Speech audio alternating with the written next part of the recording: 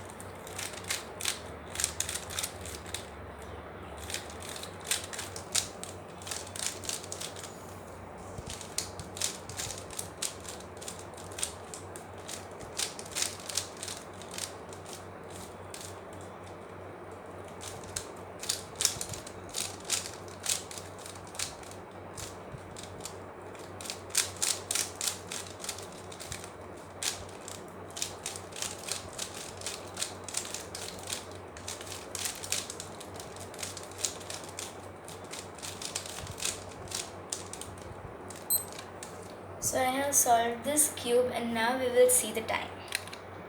Oh wow, I solved this cube in 1 minute and 11 seconds.